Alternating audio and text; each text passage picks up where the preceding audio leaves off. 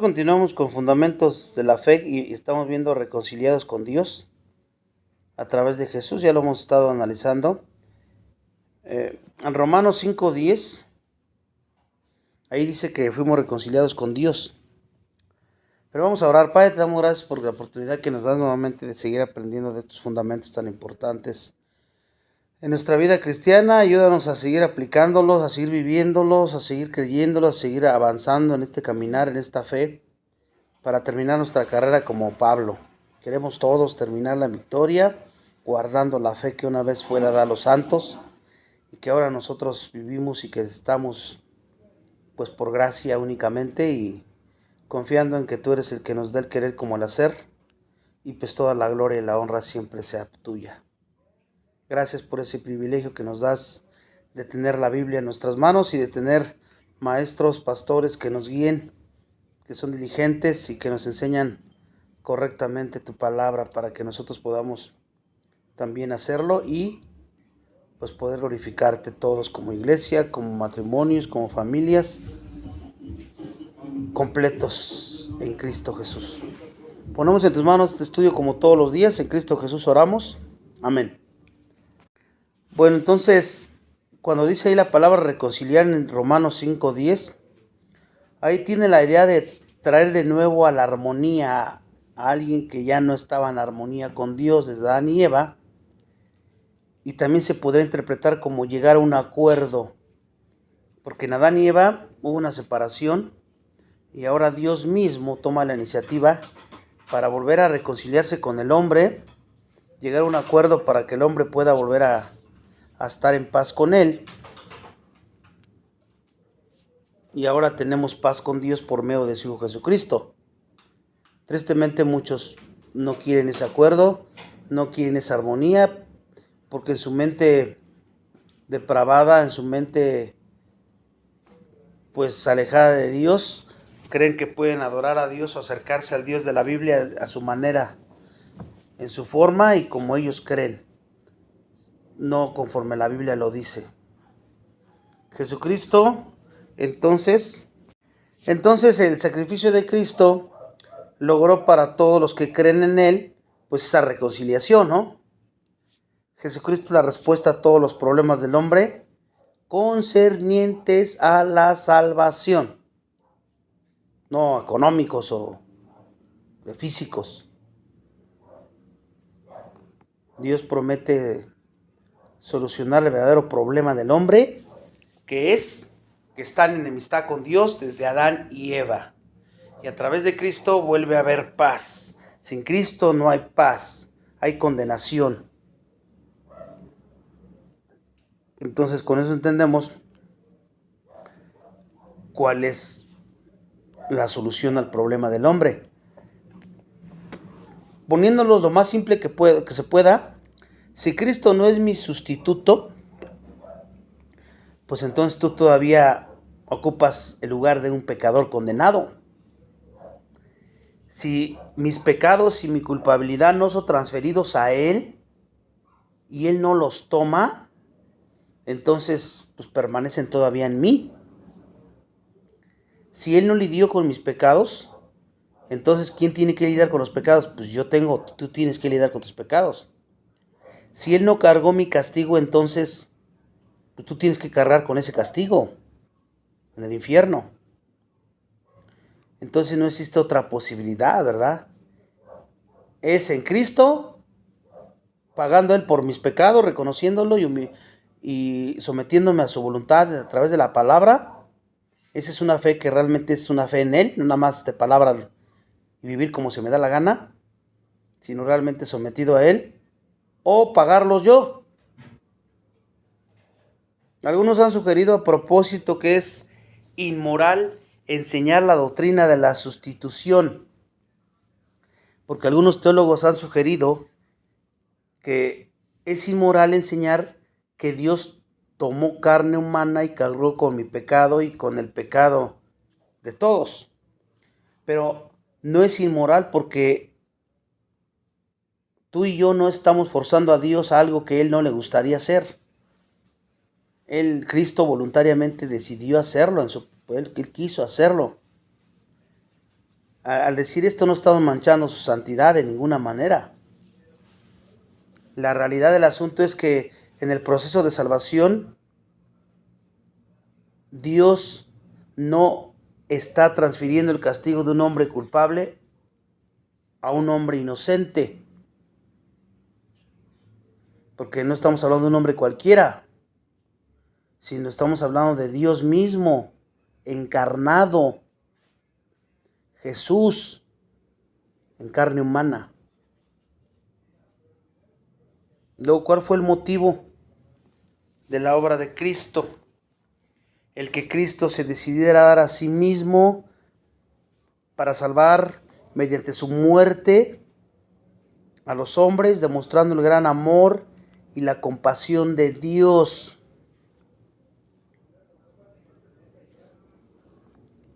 Entonces, cuando prediquemos el Evangelio también tenemos que hablar de la resurrección de Cristo.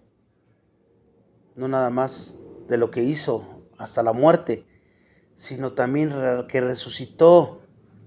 No podemos dejar a Cristo en la cruz, que ahí se quede y que se quede en el pensamiento de las personas.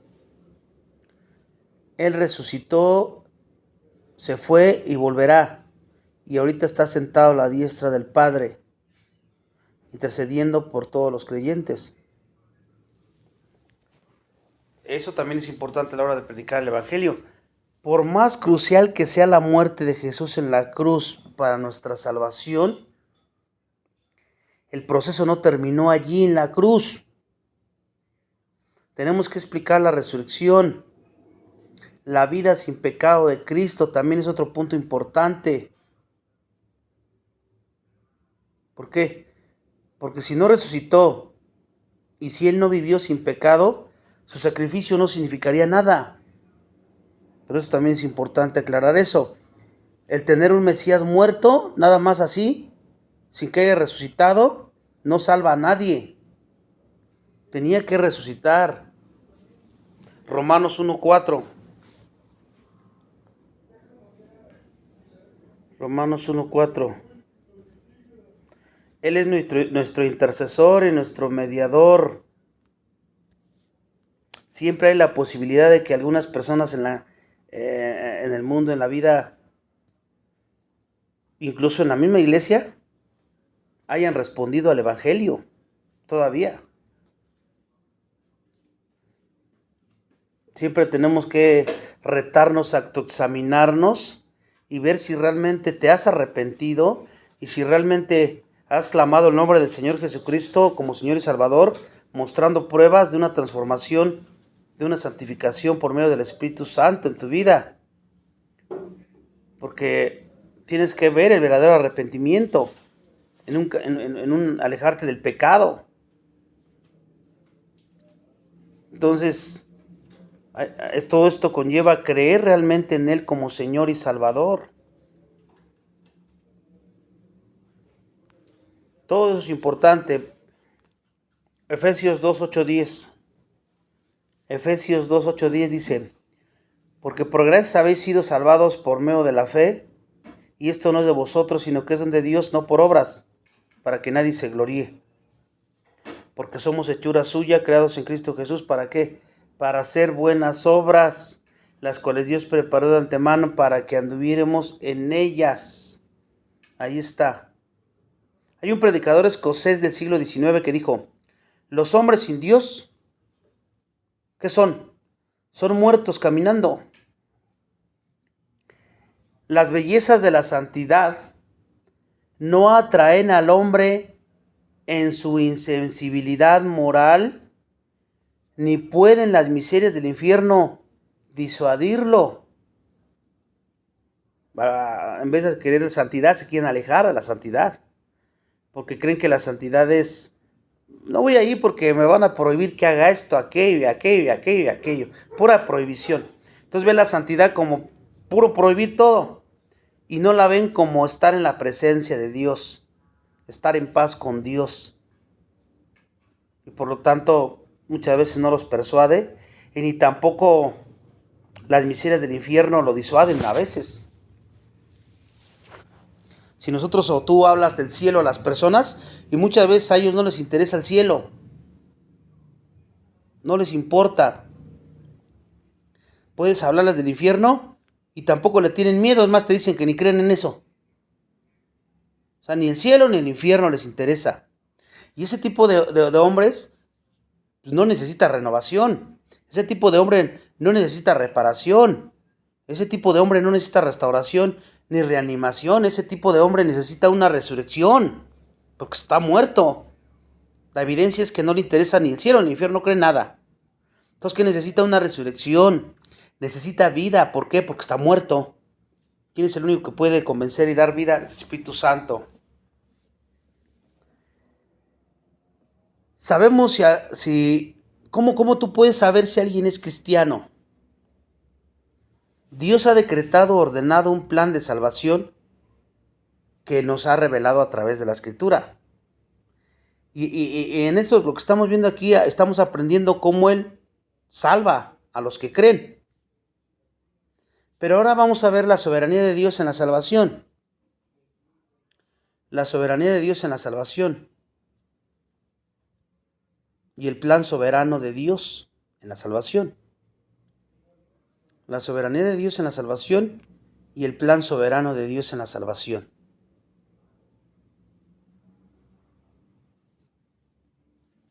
Romanos 8, 29, 30.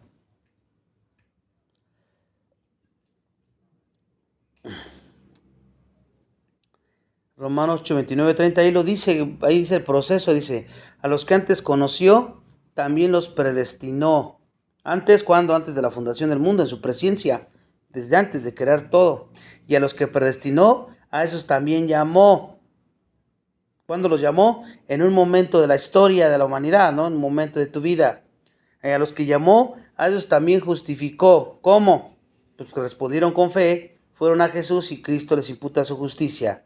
Ahí los justificó. Y luego a los que justificó, a esos también glorificó. Si te das cuenta, todos los verbos, llamó, tiempo pasado, justificó, tiempo presente, y glorificó, tiempo presente. Porque para Dios ya está hecho.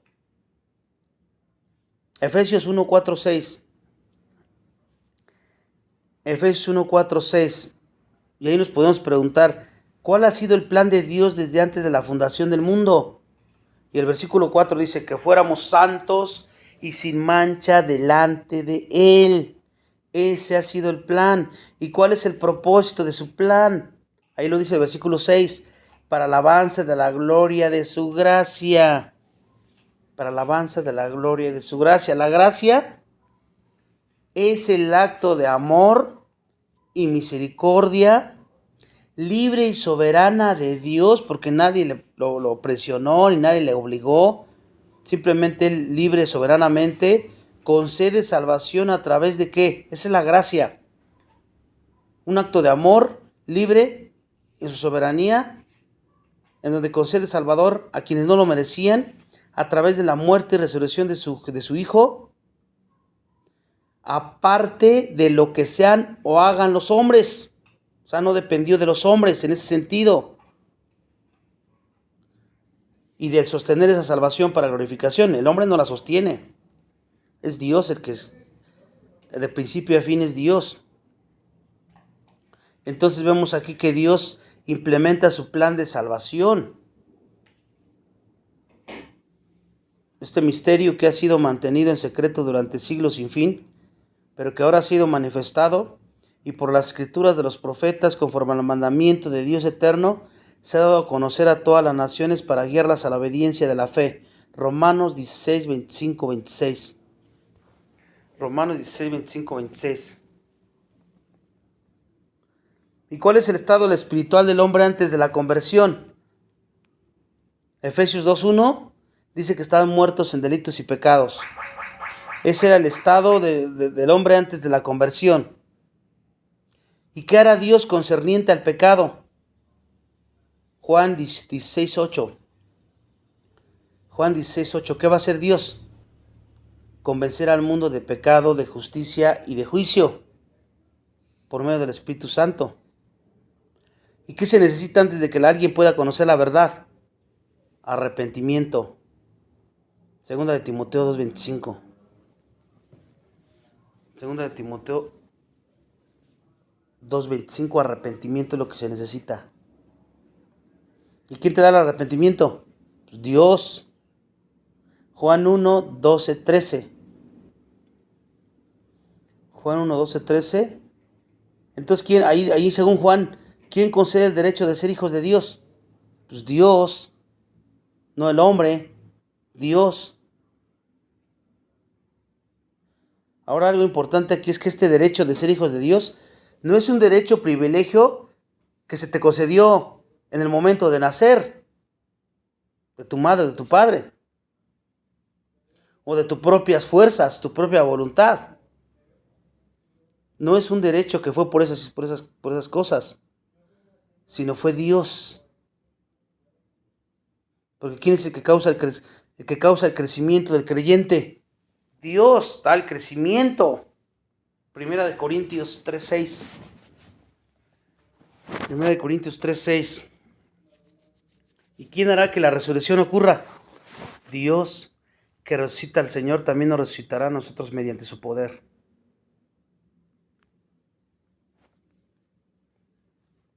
Somos conformados a la imagen de su Hijo Jesucristo por medio de la renovación de nuestro entendimiento, de la palabra de Dios. Por eso es importante escudriñarla para ir creciendo. Somos transformados de gloria en gloria, que es el deseo de Cristo. Juan 17:24. Juan 17:24 dice: quiero que los que me has dado estén también conmigo donde yo estoy, para que vea mi gloria, la gloria que me has dado. Y vamos a ver la conversión ahí en Números 21:5-9. La conversión, ahí Números 21:5-9. De ahí describe cómo los hijos de Israel pecaron contra Dios y cómo Dios los envió serpientes que los mordieran, ¿se acuerdan? Y les causaron muerte a todos. Y el pueblo se dio cuenta de su pecado y pidió que fuera rescatado. Y Dios que le dijo a Moisés que hiciera una serpiente de bronce, que la pusiera en un palo, y cuando alguien fuera mordido, pudiera ver la serpiente colgado y ser salvo, bueno, ser curado, en ese sentido, no salvo de espiritual, sino iba a ser sanado de su enfermedad. ¿Y eso qué tiene que ver con Cristo? De una manera eso ilustra la conversión, porque todo aquel que quiera salvarse tiene que voltear a ver a Cristo en el Calvario, levantado en una cruz. En vez de ser una serpiente en un palo, tenemos al Hijo en una cruz. Y todo aquel que vaya a Él y que crea en Él, va a ser salvado, no físicamente como allá con Moisés, sino espiritualmente hablando. En ese sentido está la analogía de la serpiente allá. Y tiene que haber una convicción de pecado primero. Por eso siempre cuando prediquemos tienes que hablarles de la ley, del pecado, que se midan ante la ley. Porque ese es el propósito de la ley. Mostrar tu pecado, mostrar tu incapacidad para obedecerla y llevarte al Salvador. Y cuando el pueblo se dio cuenta del error que habían cometido, crucificando a Cristo, ¿cómo se sintieron en sus corazones? Ya en Hechos 2:36-37, que Pedro se levanta a predicar por primera vez después de que se muere Jesús, día de Pentecostés. ¿Y qué hicieron? Dice: al oír esto, compungidos de corazón, dijeron a Pedro, a los demás apóstoles: hermanos, ¿qué haremos? ¿Y qué les habló Pedro? Los confrontó con la ley, porque a través de la ley viene el conocimiento del pecado. Porque si no, no habría manera. Entonces, primero, te tienes que dar cuenta de lo pecador que eres cuando predicas y les dices: a ver, hacerlos conscientes que son pecadores, porque muchos dicen que no, que son hombres bonitos y que ellos no pecan. Y luego tienes que hablarles del arrepentimiento de pecado. O sea, ¿ya te diste cuenta que eres pecador? Pues si te quedas así no pasa nada. Tiene que haber una acción, un arrepentimiento. ¿Te acuerdas con el recaudador de impuestos que estaba agachado? Decía: sé propicio a mi pecador, sé propicio a mi pecador. Él sabía que era pecador. Lucas 18:13. Lo triste es que ahora muchas de las personas son conscientes de que son pecadores, pero no hacen nada, ahí se quedan. No toman una acción. Entonces tienen que darse cuenta, un arrepentimiento verdadero es aquel que produce tristeza por tu pecado y porque a quien ofendiste, a Dios. Es un llorar que produce salvación, porque te arrepientes por haber ofendido a Dios, no por las consecuencias de tu pecado, sino porque ofendiste a Dios. ¿Y sabes qué más significa arrepentimiento? Alejarte del pecado y volver a Dios, un giro de 160 grados hacia la otra dirección.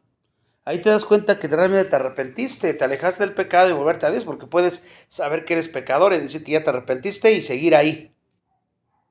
Entonces ese no es un arrepentimiento verdadero.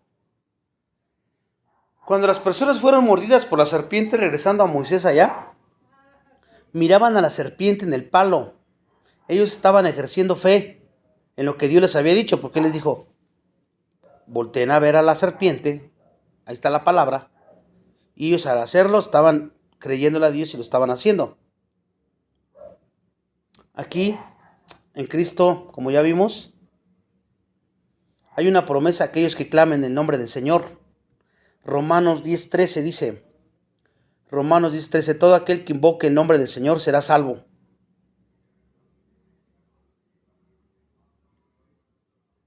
Y sabemos que Romanos 18, la fe es requerida para la salvación. O sea, creerle a Dios. Entonces, ¿qué debemos confesar? A Jesús como nuestro Señor, el Curios. Por lo tanto, si es tu Señor, someterte a Él, hacer su voluntad. No nada más basta decir creo en Señor como Jesús, como Señor y Salvador, o creo en Dios y creo en Cristo y ya, y sin hacer nada, y seguir viviendo tu vida así como siempre. Eso no es salvación, ahí no hay nada de eso. Tienes que haber un cambio. ¿Y qué debes de creer? Bueno, primero es que Jesús lo resucitó de entre los muertos. Que Él vino a morir por tus pecados y que solamente en Cristo hay salvación. Por ahí empieza, ¿no? Y la fe significa confiar, aferrarse o abrazar a Jesucristo, porque Él debe de ser el objetivo de nuestra fe, para que nuestra fe no esté fundada en mandamientos de hombres, sino en Cristo, o sea, en su palabra, la Biblia interpretada correctamente. Para el creyente en Cristo, ¿cuál es el castigo por el pecado? Según Romanos 8, ninguna condenación hay para los que están en Cristo Jesús. Para el creyente estoy hablando. ¿Cuál es el castigo por el pecado? Romanos 8, ahí está la seguridad de nuestra salvación. Ni la muerte, ni la vida, ni nada por venir nos podrá separar de Cristo, ni aun tu propio pecado. Porque te tienes que arrepentir, obviamente, y si no, pues viene la disciplina. No hay ahora condenación para los que están en Cristo Jesús, dice Pablo allá. ¿Y de qué somos librados? Del pecado y de la muerte. La segunda muerte, que es la condenación eterna. Y luego que Dios nos libera del pecado, ¿en qué se convierte el creyente? Romanos 6:18 dice, siervos de la justicia.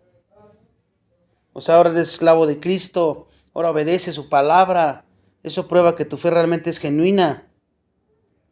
Y entonces vienen beneficios, santificación y vida eterna. Romanos 6:22 lo dice de esa manera.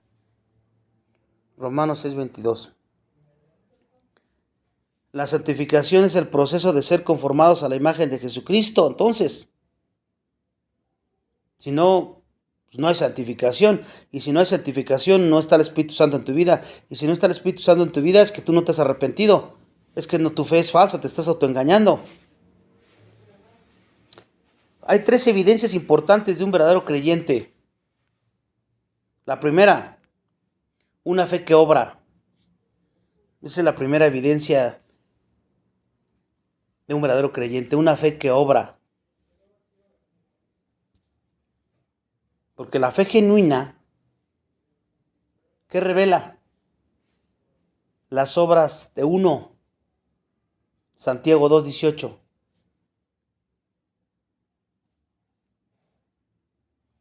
La fe genuina también revela las pruebas. Somos probados por fuego. Primera de Pedro 1:6-7. Primera de Pedro 1:6-7.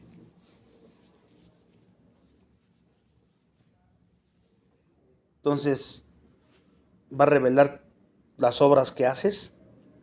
La fe genuina, tus obras en qué están basadas, en tus pensamientos, en tu criterio, como lo hacías antes, o de acuerdo a la palabra de Dios. Y las pruebas que vengan a tu vida, pues van a revelar si tu fe es verdadera o tu fe es falsa. ¿Y para qué preparó Dios a los creyentes? Para buenas obras, ¿no? Dice el texto. Los preparó de antemano para buenas obras. Tito 3:8. Ahí nos dice que es el creyente lo que debe de hacer, el que ha creído. Ahí dice, ocuparse en buenas obras. Estas cosas son buenas y útiles para los hombres. ¿A qué obras me estoy hablando aquí? A las que manda la palabra de Dios. Cristo. Entonces tenemos un amor que trabaja también. La fe también muestra un amor que trabaja, un amor que actúa. Aparte de la fe, ¿qué más toma? Dios toma en cuenta vuestra obra y del amor que habéis mostrado hacia su nombre, habiendo servido y sirviendo aún a los santos. Hebreos 6:10, ahí lo menciona. ¿Cuál es la fuente de amor de la vida del creyente? El amor de Dios ha sido derramado en nuestros corazones por medio del Espíritu Santo. Entonces Dios es la fuente de nuestro amor. Romanos 5:5. Y si tú has nacido de Dios, dice Juan 4:7-8, amados, amémonos unos a otros, porque el amor es de Dios y todo aquel que ama ha nacido de Dios y conoce a Dios. Entonces, y tú puedes decir, ¿cómo puedo mostrar ese amor? No amemos de palabra ni de lengua, sino de hecho y en verdad. Lo dice Juan, primera de Juan. Estamos tratando de desmenuzar el evangelio así, parte por parte. ¿Quién dijo Jesús que sería salvo? El que persevera hasta el fin, ese será salvo, porque el que persevere mostrará que su fe era genuina. Nada lo pudo, como el ejemplo de Job. ¿Y qué nos da la motivación para que perseveremos? Según 1 de Timoteo 4:10, hemos puesto nuestra esperanza en el Dios vivo, que es el Salvador. Esa es la motivación por la que nosotros perseveramos. Tenemos la esperanza de justicia, la esperanza de salvación y la esperanza de la vida eterna. Tito 3:7. Y vamos a ver aquí en Colosenses 1:4-5. Colosenses 1:4-5, ahí Pablo notó tres cosas ahí: su fe en Cristo, su amor por todos los santos, su fe en Cristo, su amor por todos los santos y su esperanza en las cosas guardadas para ellos en los cielos. Tan solo en ese texto él notó eso. Dios es soberano en la salvación. Entonces, el creyente no es llamado a la salvación por su propio mérito, sino por el propósito de Dios y su gracia, por su soberanía. Efesios 1:3-14, ahí lo narra. Y tú, si cuando te diste cuenta que Dios te había elegido, ¿cómo deberías de responder? Sabiendo esto, pues ser santos y sin mancha delante de Él. Esa nos debería ser nuestra respuesta, dependiendo de Él y en el poder del Espíritu Santo, porque sabemos que en la carne lo único que podemos producir es pecado. Y cómo la palabra nos exhorta a vivir. Fíjese lo que dice Romanos 6:12-13. Romanos 6:12-13 dice: por tanto, No reine el pecado en tu corazón mortal para que no obedezcas sus lujurias, ni presentéis los miembros de vuestro cuerpo al pecado como instrumentos de iniquidad, sino presentaos vosotros mismos a Dios como vivos de entre los muertos, y vuestros miembros a Dios como instrumentos de justicia. O sea que el verdadero creyente será convencido de pecado y se apartará del pecado. El verdadero creyente estará dispuesto a someterse a Dios y a seguir a Cristo a través de la Biblia. Y entonces va a mostrar una fe que obra, ¿verdad? Un amor que trabaja, una esperanza que perdura. Esas tres cualidades están presentes en cada verdadero creyente y dan forma a la dirección de nuestra vida, porque si no están presentes, aguas, porque entonces ahí hay problemas. Entonces hay muchas cosas que nos muestra la palabra de Dios, que tiene que haber una respuesta. Cuando tú explicas la salvación a una persona, debes de hablarles de la soberanía de Dios y que entienda la verdadera conversión y sus evidencias. No nada más, ya creíste en el Señor Jesús y Salvador, ya hay fiesta en el cielo porque hiciste esa declaración de fe y ya todos están allá gozosos porque bienvenido a la casa. No es cierto, tienes que hacerle entender eso. A ver, entiende la verdadera conversión, hay un nuevo nacimiento. Debe de haber cambio de actitudes, de arrepentimiento es alejarte del pecado y tienes que dar evidencias. ¿Cuáles evidencias? Tienes que seguir instruyéndote en la palabra, tienes que buscar una iglesia de sana doctrina y tienes que vivir pues sometido ahí. Si no, no pasó absolutamente nada. Aunque hayas llorado, aunque te hayas caído, aunque hayas hecho lo que hayas hecho, no hubo ninguna respuesta, no hay salvación, no hay nada.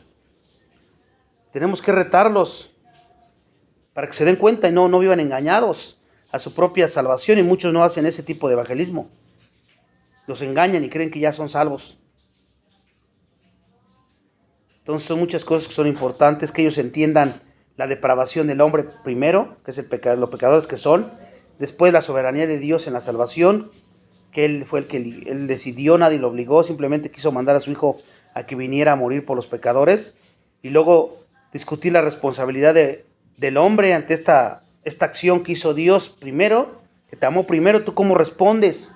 ¿En fe o sigues rechazando a Dios? Y repasas el proceso de conversión y la evidencia de una salvación genuina, como lo acabo de decir.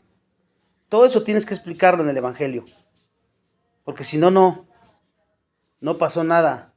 Si Dios es soberano en la salvación, muchos te podrían preguntar, bueno, si me dices que Dios es soberano, entonces ¿por qué el hombre todavía es responsable? ¿Cómo puedo saber si soy cristiano? Pues hemos visto ya algunas pruebas, ¿no? Y entonces tienes que responderle de acuerdo a la palabra de Dios. Entonces también es importante ver la salvación como una obra soberana de Dios. Sin embargo, para comprender que la salvación es únicamente una obra de Dios, se requiere un entendimiento de que el hombre no tiene capacidad para salvarse a sí mismo. No tiene capacidad, y tienes que hacerles ver, no tienes capacidad, porque lo primero que te dicen es que ellos están bien, que se portan bien y pues que así ya se pueden salvar. No, por lo tanto, antes de que entremos en una discusión sobre la soberanía de Dios en la salvación, lo primero es repasar la depravación del hombre y hablarles del pecado, confrontarlos con la ley. Y puedes irte a Romanos 3:10, porque ahí Pablo en Romanos 3:10, 12 está acusando a los hombres ante Dios de que todos son pecadores, no hay quien busque a Dios, todos se desviaron, no hay justo, no hay quien entienda. ¿Se dan cuenta? Todos se han desviado, son inútiles, no hay quien haga lo bueno. Ahí estás confrontándoles. Entonces ahí, ¿qué dice? Si tú dices que eres bueno, que no, entonces está mintiendo Dios. Ahí él dice eso porque él conoce al hombre mejor que tú mismo. Entonces la naturaleza caída de los hombres que no son salvos, alejados de Dios, también Colosenses 1:21, 22, también lo puedes decir. Colosenses 1:21, 22, ahí también habla de los que los hombres están alejados de Dios. Otro texto para que prediques el Evangelio, Efesios 2:1-5. Efesios 2:1-5. para que empieces por aquí, por la depravación, que están espiritualmente muertos. Los puedes llevar a leer estos textos para que ellos mismos se den cuenta, ¿no? Y luego Romanos 5:6, rematas con Romanos 5:6, que son incapaces de salvarse a sí mismos. Entonces ya los vas haciendo conscientes y llegar a, o una de dos, se quebrantan y dicen, sí soy pecador. Ya me dijiste, soy culpable, ¿qué hago ahora? Entonces viene la buena noticia. Pero pueden decirte, no, yo estoy bien. Y endurecerse más. La transición a la soberanía de Dios, debido a la depravación del hombre, el hombre por sí mismo no hubiera podido ni podría encontrar a Dios. Dios es el que debió y el que buscó al hombre. Si no, el hombre no lo hubiera hecho. El hombre, Dios, fue el que unilateralmente extendió su mano de arriba hacia abajo, por decirlo así. Y al explicar esto, para que entiendan que la salvación es totalmente obra de Dios, tenemos que hacer hincapié mucho en esto, hasta el momento en que ellos puedan responder con acciones de gracias si son salvos, o en arrepentimiento y fe si no lo son. Al mirar la soberanía de Dios en la salvación, necesitamos analizar la progresión de cómo Dios lleva a una persona a la salvación. O sea, ¿cuál es el proceso de la salvación? Y por otra parte, es necesario discutir este proceso de salvación a la luz del conocimiento anticipado de Dios y de sus propósitos. Tienes que hablarles de todo eso. Conocimiento anticipado de Dios, desde antes, Él conoce todo. Y su propósito de redención a través de Jesús. Y luego ya al final necesitamos hablarles sobre la responsabilidad del hombre a la luz de la elección soberana que empezó con Dios. Y ahora, ¿cómo respondes tú ante esto? ¿Vas a continuar igual? Bueno, pues tú decides, ¿no? O vas a arrepentirte y vas a creer en el Evangelio.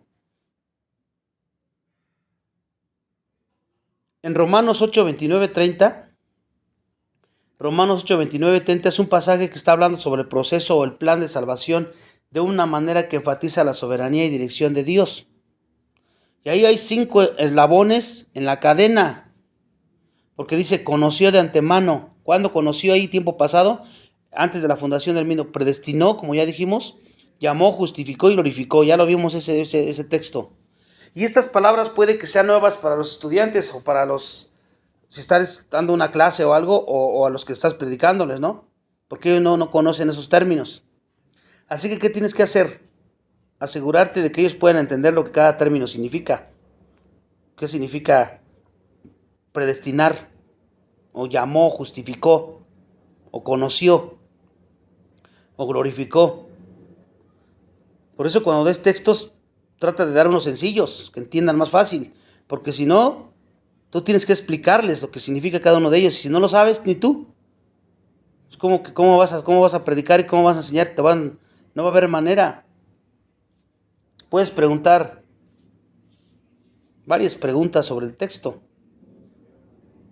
Y se dan cuenta, es como una cadenita, ¿no? Los conoció, los predestinó, los llamó, los justificó y los glorificó, ¿verdad? Es una cadenita irrompible. ¿Y qué significa esto? Que una vez que el proceso comenzó, desde antes de la fundación del mundo, se va a completar. Nada lo puede romper. El hombre no lo puede romper. Ni los mismos pecados del hombre lo pueden romper. Aquellos a quienes Dios ha llamado a la salvación van a responder y serán glorificados en el cielo, sí o sí. Esta es una promesa de la seguridad de nuestra salvación. ¿Por qué? Porque se puede decir que ya es un decreto de Dios en el llamamiento eficaz. Porque hay un llamamiento general. Pero la salvación es para todos, pero hay un llamamiento eficaz. Y si nos damos cuenta, cada uno está en tiempo pasado, y esto es importante porque la salvación del creyente está escrita ¿desde dónde? Desde el pasado, de la eternidad pasada. Por eso es importantísimo estos verbos. ¿Y quién lleva a cabo cada una de las acciones? Dios en todas. Dios. ¿Y por qué esto es importante? Que lo sepamos, porque la salvación es una obra de Dios y solamente de Dios desde la eternidad pasada. Tenemos que enfatizar que la fe, al arrepentirse, es el primer paso que damos en respuesta al llamado de Dios, y aún nuestra fe también es un regalo de Dios, así como el arrepentimiento. Segunda de Pedro 1:1. Y ahí en Primera de Pedro 1:1-2. Primera de Pedro 1:1-2. Ahí vemos una frase que dice el previo conocimiento.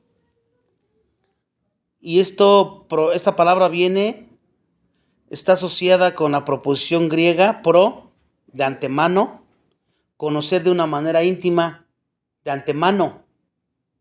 Esto es bien importantísimo porque Dios ya te conocía de una manera íntima desde antes que tú nacieras, desde antes de la creación.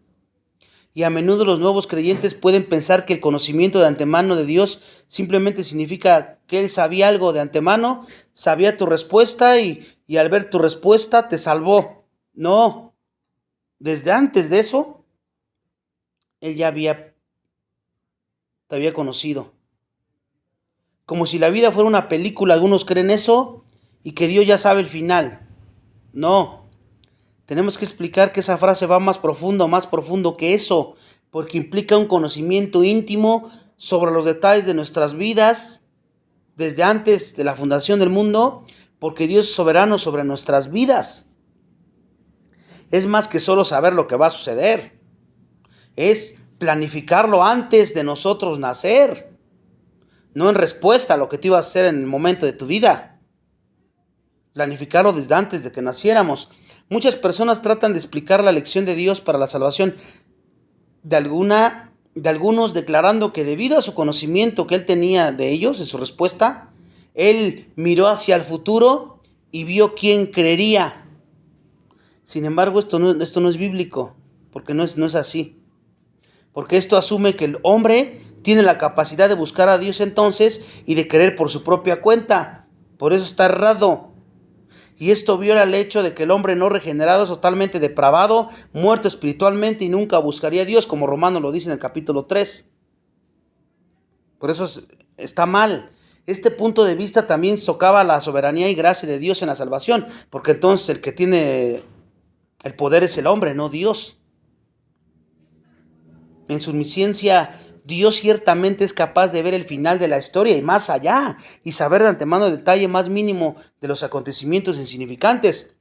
Pero es antibíblico y lógico el argumentar a partir de esa verdad de que el Señor se limitó a mirar hacia adelante para ver quién creería en sus propias fuerzas y luego eligió a esos individuos porque creyeron en sus propias fuerzas.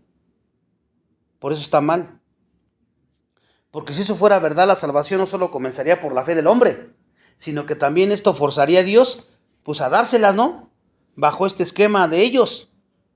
¿Quién sería el soberano ahí? Pues el hombre, no Dios. Entonces la iniciativa de Dios será eliminada y su gracia será anulada. Ya la salvación no sería por gracia, sino por la obra del hombre. ¿Se dan cuenta por qué esta interpretación está completamente equivocada? Hay un propósito de Dios. Él escogió a algunos para salvar. Él eligió para su alabanza de la gloria, los eligió. Él escogió de acuerdo a sus propósitos. ¿Y quiénes somos nosotros? Porque hay quienes no dudo que alguien diga, ay, pues es injusto Dios porque Él pudo haber elegido a todos parejo, ¿no? Romanos 9:14, cuando dice, ¿quién es el hombre para querer cuestionar a Dios? O cuánto he visto el barro pedirle explicaciones a su alfarero. Dios es soberano, no tiene que rendir cuentas a nadie, ni tiene que darle explicaciones a nadie. Él puede hacer lo que quiera y como quiera, a la hora que quiera. Si tú tienes 50,000 pesos y ves que hay 20 pobres en la calle y tú decides darle los 50,000 pesos solamente a uno y a los demás no se lo das, ¿por eso eres injusto? No, porque tú quisiste, pues era tu dinero. Se lo quisiste dar a uno y los demás pues no le diste. Y no por eso eres injusto. Porque unos tachan así a Dios porque dice, ay, ¿por qué nada más salvó a unos y a otros no? Ahora hay que recordar que también hay una respuesta por parte del hombre. Hay que enseñar las dos cosas. La Biblia dice que la salvación es completamente de Dios y que Dios es el que busca y Dios es el que encuentra y dice que el hombre no busca a Dios y el hombre pues se aleja de Dios, ¿no? Pero también hay partes de la Biblia donde dice Dios mismo, el que me busque con todo su corazón, me hallará. Bajo mis términos, no los suyos. Entonces son cosas que a veces no pueden empatar en nuestra mente finita, pero las dos las tenemos que enseñar porque las dos las dice en la Biblia. Hay una responsabilidad del hombre y ante la soberanía de Dios, ¿verdad? Y cuando se juntan las dos, pues se llega a la salvación. Aunque Dios es soberano al escoger a aquellos que serán salvos, el hombre aún es responsable por su pecado y por su rechazo de Cristo. Por eso le estoy diciendo esto. Esas son dos verdades que crean tensión en nosotros, ¿verdad? Porque pues es que si Dios es el que elige y Él es completamente la salvación, entonces somos víctimas, los hombres, de un Dios tan cruel, ¿no? No, el hombre es responsable por su pecado y esto lo explico porque hay quienes dicen que Judas simplemente cumplió la voluntad de Dios y por lo tanto Judas fue una víctima. Judas fue responsable de su propio pecado. Es decir, que a la luz de la elección soberana de Dios, de algunos para la salvación, Dios ofrece un llamado abierto, y es lo que estoy diciendo. Juan 3:16, de tal manera amó Dios al mundo para que todo el mundo crea. Romanos 10:11-13. Entonces, hay un llamado abierto. Hay un llamado eficaz, sí, pero hay un llamado abierto. Entonces el hombre es responsable, ¿por qué? Por su incredulidad. Juan 3:18. El hombre responsable por no obedecer, ¿qué? El Evangelio. Segunda de Tesalonicenses 1:8-9. Segunda de Tesalonicenses 1:8-9. El hombre no se salva porque no está dispuesto a venir. Amaron más las tinieblas que la luz, amaron más su pecado. Mateo 23:37. ¿Te das cuenta? Y por eso siempre hay que enseñar esto, porque en alguna ocasión alguien me dijo, porque yo nada más estaba explicando la soberanía de Dios, que Él predestina al que va a ser salvo, y todo el que es salvo es porque Dios ya lo eligió desde la eternidad pasada, y por eso pues, está más salvo a los elegidos. Entonces él me dijo, pues entonces, si Él ya eligió, pues yo para qué me esfuerzo. Si no me eligió, de todo modo me voy a condenar.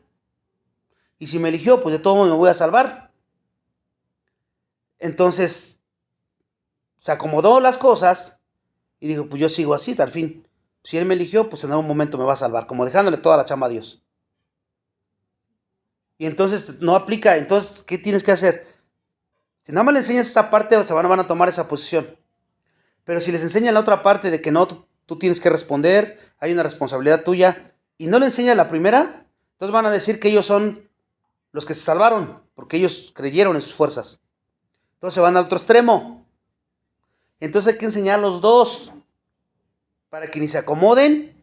Ay, pues yo sigo como voy, y si Dios me salva, pues que me salve, ¿no? O a que diga, yo me salvé por mí, no. Que reconozca que la soberanía de Dios y la responsabilidad tuya se juntan, y entonces todos de alguna manera tienen oportunidad de salvarse, porque la salvación es general. Hay llamamientos generales, como los textos que di. Por eso es importante siempre enseñar las dos, aunque nuestra mente finita como la Trinidad, que tampoco la podemos entender claramente, pero lo enseña la palabra de Dios. Son cosas que tenemos que creer por fe. La soberanía de Dios y la responsabilidad del hombre son vistas lado a lado en Lucas 22:22. Lucas 22:22. Ahí vemos la responsabilidad del hombre, son vistas lado a lado. Y la soberanía, dice, ahí Dios determinó que Judas, fíjense, Dios determinó que Judas traicionaría a Cristo. ¿Quién lo determinó? Jesús, ¿no? Y sin embargo Judas es hecho responsable por su pecado. ¿Sí? Dice, la verdad el Hijo del Hombre va a según lo que está determinado. Ahí está, ya estaba determinado. ¿Qué? Pero hay de aquel hombre por quien es entregado. O sea, ya estaba determinado que Judas lo iba a hacer, ¿no? Dice, entonces ellos comenzaron a discutir entre sí quién de ellos sería el que había de hacer esto. Pero fíjense ahí la palabra clave. Ya estaba determinado que así fuera, pero dice, hay de aquel hombre por quien es entregado. O sea, lo está haciendo responsable por su pecado de Judas. Desde la eternidad la palabra de Dios ha invariablemente cumplido su objetivo divino, el cual siempre ha incluido su deseo amoroso de que ningún humano se pierda, sino que todos vengan al arrepentimiento, como dice 2 de Pedro 3:9. 2 de Pedro 3:9. Esta verdad maravillosa es un equilibrio para el gran énfasis que Pablo ha estado colocando en la soberanía de Dios. Por ejemplo, en Romanos 9:6, aunque las dos verdades parecen ser mutuamente excluyentes, ¿verdad? De que la salvación es completamente de Dios, pero al mismo tiempo el hombre es responsable por su pecado y por rechazarlo o no rechazarlo. Estas dos verdades parecen excluyentes para nuestras mentes finitas, como ya dije, pero la decisión soberana de Dios de quien se salva es, en su mente infinita, perfectamente consistente con su promesa de que cualquiera que cree en Él no será defraudado. O sea, en Él está cuadra en su mente infinita de Él. A nosotros sí como que nos cuesta trabajo nuestra mente, pero hay que confiar. Se lo dice Dios, así es. Y le creemos porque Él lo dice y pero es perfecto lo que Él dice. Entonces, Dios cumple su plan de salvación. Ya casi para finalizar este estudio, hemos visto cómo Dios va llevando su plan de salvación. Dios inicia, Dios implementa y Dios va a culminar su plan. Dios llama a uno a la salvación, Dios trae a uno a sí mismo, el Espíritu Santo convence de pecado, Dios concede el arrepentimiento, Dios da a uno la fe para creer, como lo vimos ahorita, Dios justifica al creyente, el Espíritu Santo lava y lo regenera, Dios promete glorificarlos, y tenemos que enfatizar en todo esto. Y también vimos la parte del hombre en el proceso de la salvación, es solo para que respondas al llamado de Dios. Lo único que una persona puede hacer que tendrá parte en la salvación es el ejercer fe en lo que Jesucristo ha hecho por ella, o sea, en creer lo que Jesucristo ha hecho para ella. Cuando aceptamos la obra finalizada de Cristo por nosotros, actuamos por la fe, suplida por la gracia de Dios. Por eso empezó por Dios. Y tú le crees. Ese es el acto supremo de la fe humana. El acto que a pesar de que es nuestro, porque tú crees, tú tomas la decisión, pero a pesar de que es nuestro, es ante todo de Dios. Porque Él es el que te da el querer como el hacer.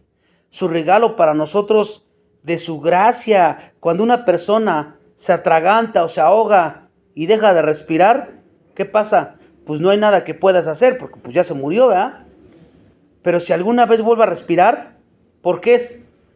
Si alguien comienza su respiración, porque Dios le permitió, ¿no? Que volviera a respirar. Una persona que está espiritualmente muerta, no puede ni siquiera tomar una decisión de fe, a menos que Dios primero respire en ella aliento de vida espiritual. La fe es simplemente el respirar el aliento que la gracia de Dios te está supliendo. Sin embargo, la paradoja es que debemos ejercerla y asumir la responsabilidad, ¿verdad? Si no lo hacemos, habrá consecuencias terribles.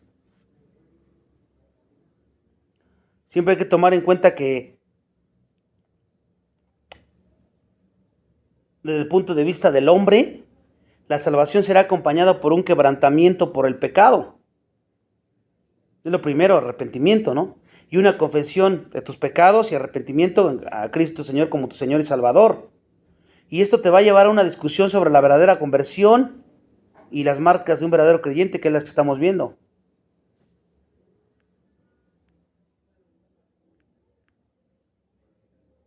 Para terminar, la conversión comienza cuando Dios inicia el llamado a la atracción de uno a sí mismo. O sea, ahí empieza la conversión cuando te empieza a jalar. Juan 6:44. Y ese llamado es similar a la de una red. Así como uno es atraído por un poder interno y un impulso divino, Dios atrae a los hombres a sí mismo de acuerdo con su beneplácito. El hacer esto claro a través de la predicación del Evangelio, la lectura de su palabra y la convicción de pecado por el Espíritu Santo. Hay un llamado externo del Evangelio que todos van a oír, pero hay un llamado interno del Evangelio que el Señor usa para convertir a la gente. Muchos podrán escuchar el mensaje del Evangelio, pero solo algunos responderán a la convicción del mensaje en su corazón a medida de que Dios los atraiga a ellos mismos, a sí mismos. El internalizar el mensaje del Evangelio comienza con una convicción y un reconocimiento de que el diagnóstico del Evangelio de nuestra condición espiritual es verdadera. Va a llevar una acción continua, un arrepentimiento continuo. Una verdadera conversión incluye una convicción y un quebrantamiento por el propio pecado de uno ante Dios, santo, y es acompañada por un deseo de arrepentirte, de volverte de tus pecados y de seguir a Cristo.